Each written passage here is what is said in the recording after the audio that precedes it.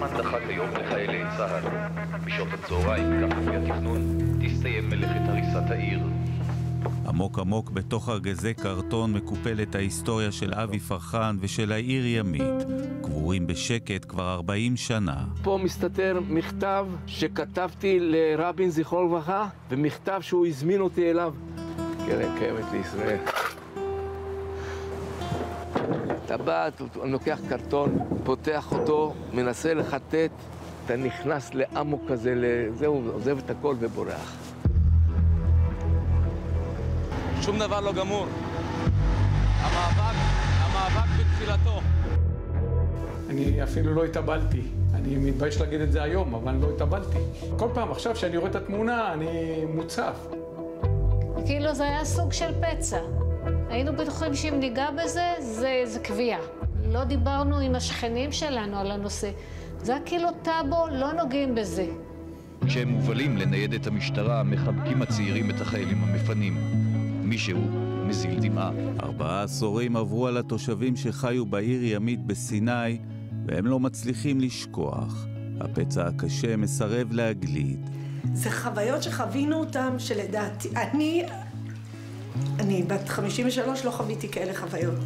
תחושה של שייכות, תחושה של, לא יודעת. הילדים שהיו אז בני 10 עד 15, בני 50 ויותר. המראות של היום האחרון בעיר נצרבו עמוק בפנים. ההורים שלי עזבו איזה שבועיים לפני, ואחי הגדול ואני לא הסכמנו. ואז עשינו טיול אחרון על הכל. הנה אני. הלכנו לדיונות, נפרדנו מהדיונות, נפרדנו מהים, ואז עלינו למונית, ומונית שלמה, מה זה בכי?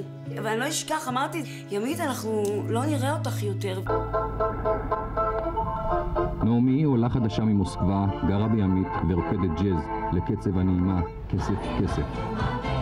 החלום של נעמי ושאר הילדים של ימית החזיק מעמד רק 7 שנים, מההקמה ב-1975 בצפון סיני וחזון ל-200,000 תושבים. ימית תהיה עיר די גדולה במדינת ישראל.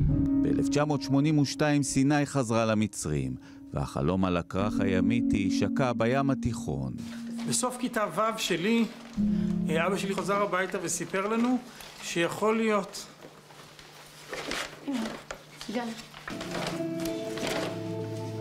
כששמואל מביט בעיני שמוליק הילד שהיה אז, הכאב צף מחדש.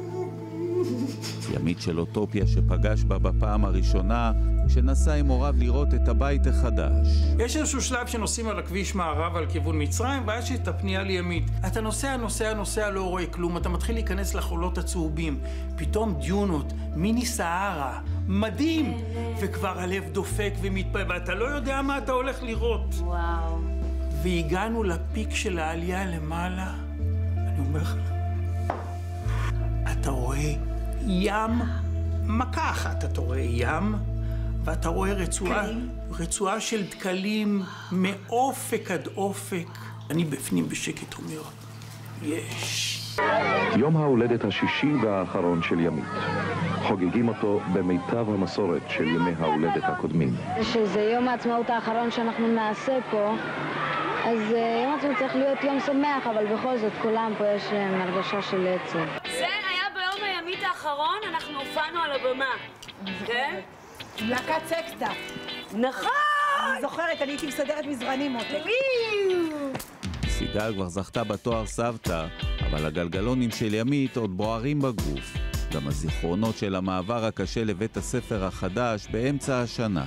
אני הייתי ילדה משגים, ציונים סבבה. הגעתי לקריית גת, ירידה דרסטית בציונים, כן. בצורה כן. מטורפת. זה פשוט ילדה אחרת. לא קיבלנו שום תמיכה רגשית, כלום. ילדים, זהו, הייתה מסיבה, היה נגמר, זהו. לפני 40 שנה לא היו כאן חומות וגם לא גדרות. לימית רפיח ועזה הייתה רצועת חוף אחת מחוברת. אם אני ממשיך עם הכביש הזה ישר, תוך כמה זמן אני פוגש את ימית? רבע שעה, 10 דקות. מה רבע שעה? זה מפגש הגבולות, רצועת עזה, מצרים וישראל. אני חושבת שיש שם מישהו או שנדמה לי. יש מישהו. הנה. כן, שלא... אנחנו מהמייסדים, מה שנקרא הגרעין שייסד את ימית. כמה הייתם רוצים לחזור לראות את ימית? הייתי רוצה, למרות שאני יודע שזה הכל עמוס. מאוד, געגוע גדול, אין דברים כאלה. 5 דקות מאיתנו אל תוך מצרים הייתה העיר ימית. היא עדיין ארוסה ועזובה גם היום. קבלת פנים חמה הבוקר לראש הממשלה. 3 חודשים אחרי המהפך בגין מגיע לימית עם הבטחות להכות שורשים ורק לצמוח, מה שהופך אותו ליקיר העיר. כשבגין הגיע, הוא הבטיח לנו שהוא נוסע לקמפ דויד והוא לא מחזיר אף שעל. אוקיי, חזר, החזיר ולא השאיר אפילו שעל אחד. כשהוא חוזר לימית בפעם השנייה אחרי קמפ דויד, הוא כבר לא רצוי במקום ורעיון הפינוי הופך ממשי. מעולם לא עלה על דעתנו לומר אנחנו מסכימים לפנות את היישובים בפתחת רפיח. אחר כך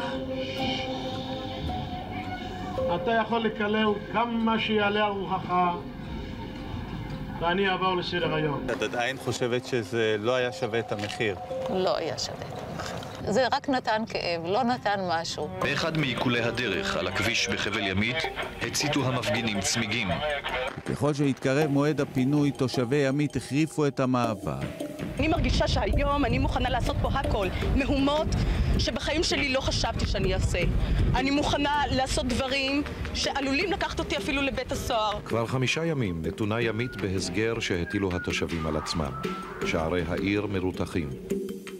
מוזיאון ימית שביישוב דקל הקפיא את הרגעים של החיים בימית, אבל גם ובעיקר את הפינוי. כשהיה את הפינוי אתם הייתם מאלה שהתנגדו או שעזבתם? לא התנגדנו, התפללנו בלב שזה לא יקרה, אבל כשהיינו צריכים לצאת אז יצאנו בשקט. התמונות האלה שהן בעצם הסמל של פינוי ימית, היו בכלל של אנשי גוש אמונים ותנועת כהנא, שהגיעו לעיר כשרוב התושבים כבר עזבו. אם יתחילו בפינוי של ימית, יתאבד אחד מהאנשים בפנים. אם ינסו לפרוץ למקלט, כולם יתאבדו בבת אחת. לא אנחנו התבצרנו על הגגות ולא היינו בכלובים, ולא התזנו סיד על חיילי צה"ל, ולא התבצרנו במקלט ואיימנו להתפוצץ. כשאני מסתכלת על עצמי בתור ילדה שנכנסה לבית ספר אחר, אני צריכה איתי להוכיח, זאת לא אני. אנחנו קיבלנו את זה, הבנו, כאילו, עם כל הקושי שבעניין. אהלן, מה נשמע? מה שלומך? תודה. תראה, זו מגירה שיש בהם חלק מהזיכרונות. בואו נתחיל קודם כל עם הדגל המקורי שהיה תלוי על הבית שלי בימית. זה הדגל שאיתו צעדת לירושלים? עם הדגל הזה צעדתי לירושלים. משפחת פרחן, המשפחה האחרונה מוותיקי החבל ומראשי התנועה לעצירת הנסיגה בסיני, החלה במסע רגלי. אבי פרחן הוא כמו משה רבנו. לפני 40 שנה יצא למסע מימית בסיני, באמצע עוד הספיק לגור 20 שנה באלי סיני בגוש קטיף, וגם אז פונה מביתו. פה אני בונה את זה מהחסכונות של קרן ההשתלמות וקרן פיצויים שלי מהעבודה. כבר 17 שנים הוא גר בדיור זמני בנווה ים, ורק אחרי 40 שנה הוא יזכה סוף סוף להיכנס לארץ המובטחת, בית הקבע שלו שיהיה מוכן בקרוב. המאבק שלנו בימית היה עד הרגע האחרון. פתאום בא אחד התלמידי הישיבה, אומר לי, אבי, מלא חיילים באים לפנות את הבית שלך. בא אלוף הפיקוד עם המטה שלו, וזועק על החיילים, כנסו. ולאורה אשתי באה ודפקה לו בחזה ככה. אתן זוכרות שהיה את הסצנה הזאת, שהחיילים היה להם קשה? אפשר לשכוח דבר כזה. מה עבר לך בראש אז? חשבנו שאנחנו נצליח למנוע. אני אשאר בבית, הדגל מונף.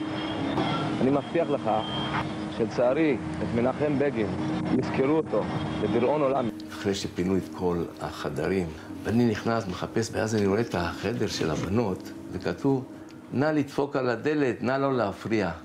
ואז דפקתי מכה על הדלת, ואמרתי, אוי, כמה שהפריעו לכם. דאגתי ששמעו את זה בכל ימית. הנה ימית. קירות הבתים של יישובי חבל ימית עוד נחים ליד גדר הגבול. 40 שנה שותקים. התושבים קוראים למקום בית העלמין של ימית. כשאתם רואים את זה, מה אתם מרגישים? רוצים לחזור. בוא נגיד געגוע גדול ועצב, ומצד שני, הרי אי אפשר להחזיר את מה שקרה, אבל לפחות, בוא נגיד, זה עובר לדורות הבאים. והילדים של העיר עוד חולמים לחזור יום אחד לבקר בגן העדן של ילדות, שכנראה לא יהיה לעולם פורח. תמיד אני חולמת שאני לוקחת איתי את הילדים שלי לחוף הים, ואנחנו רצים. סיגל, את מדמיינת את החוף, שהכל עם... כאילו, אני רצה, יש לי 4 ילדים, רצה איתם שם, כאילו... עוד נחזור לשם. אולי אני לא אחזור לשם, אבל אולי הנכדה שלי תחזור לשם.